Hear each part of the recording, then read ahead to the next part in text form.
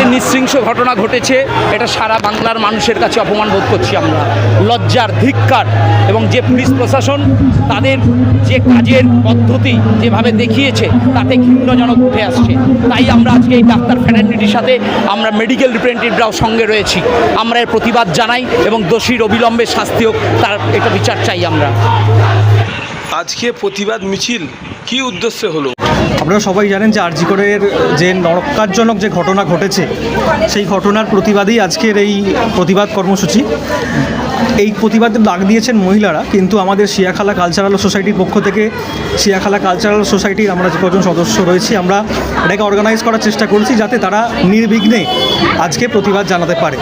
আমরা সামনে থেকে শেষ পর্যন্ত আমরা শিয়াখালা কালচারাল সোসাইটি আজকে মহিলারা যারা রাস্তায় নেমেছেন তাদেরকে আপনারা দেখলেন যে আমরা গার্ড করে এবং পুলিশ প্রশাসনের সহায়তায় আমরা চেষ্টা করেছি যাতে তারা সুন্দরভাবে এই প্রতিবাদ জানাতে পারে। এবং আমাদের এখান থেকে দাবি থাকবে যে ঘটনা ঘটেছে তার ঘটনা যে বা যারা দায়ী তাদের যেন দৃষ্টান্তমূলক শাস্তি হয় এবং চরমতম শাস্তি হয়। এইটা প্রত্যেকেরই মানবতার খাতিরে প্রত্যেকেরই কাম্য।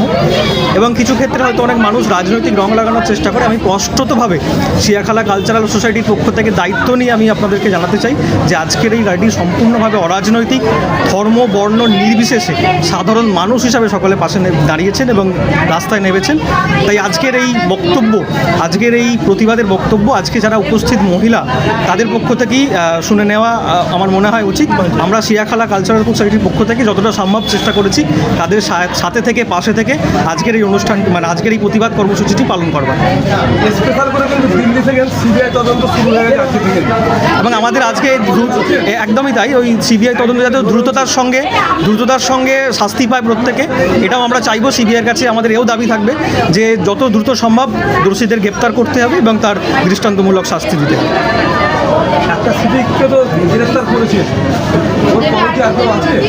সেটা তো প্রশাসন জানবে এবং যারা তদন্ত করছে তারা বলবে। আমাদের দাবি থাকবে যেন দ্রুত তাড়াতাড়ি সেই দোষী শাস্তি পায়, যে বা যারা দোষী। আপনার নাম, রেজিস্ট্রেশন? আমি সাধারণ সদস্য এখানকারই, আমার নাম দেবজ্যোতি অধিকারী। শিয়াখালা কালচারাল সোসাইটির পক্ষ থেকে আমি সবাইকে ধন্যবাদ জানাতে চাই যে আমরা খুব কম সময়ের মধ্যে এই প্রচেষ্টাটা নেওয়ার চেষ্টা করেছি এবং খুব তাড়াতাড়ি এনারা সবাই মিলে সম্পন্ন করেছে। এর জন্য আমরা চিরকৃতজ্ঞ থাকব। আশা করছি আগামী দিনে এরকম যেন কোনো অন্যায় না হয়, তার জন্যই প্রতিবাদ। যে আর যার জন্য আজকে এত বড় ক্ষতি হয়েছে, তো তাদের পরিবারের যেন তারা সবাই ঠিকঠাকভাবে।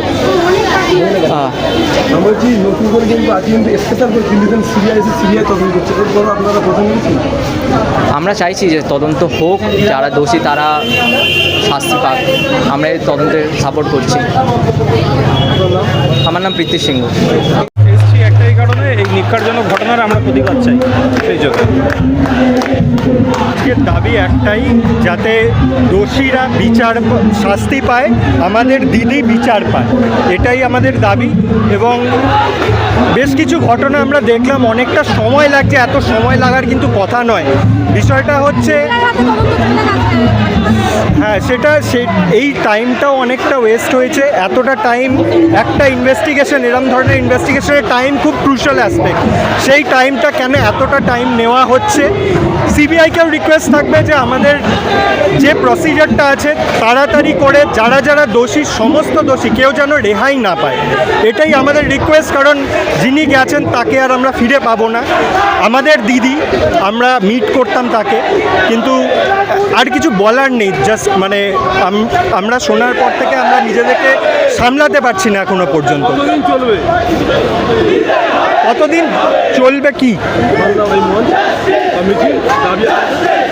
যতদিন না জাস্টিস পাচ্ছে, যিনি মারা গেছেন তার জাস্টিস পাওয়াটা দরকার। তিনি যতদিন না জাস্টিস পাচ্ছেন, যত তাড়াতাড়ি আমাদের সিস্টেম দোষীদের কনভিক্ট করবে, তত তাড়াতাড়ি আমাদের তো এখানে সবারই একটা অপরচুনিটি লস হচ্ছে, পেশেন্টদের সমস্যা হচ্ছে, সবাই চাই আমরা সার্ভিসে আবার রিজয়েন করতে, কিন্তু এই সমস্যাটা তাড়াতাড়ি রিজলভ তখনই হবে যখন সিস্টেম তাড়াতাড়ি কনভিক্ট করবে যারা। একজন মা, আমি একজন গার্লস স্কুলের শিক্ষিকা।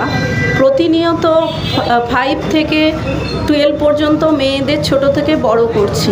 যেদিন থেকে এই 9 তারিখের ঘটনাটা যেদিন থেকে শুনেছিলাম, সেদিন থেকে মনটা খুব ছটফট করছিল।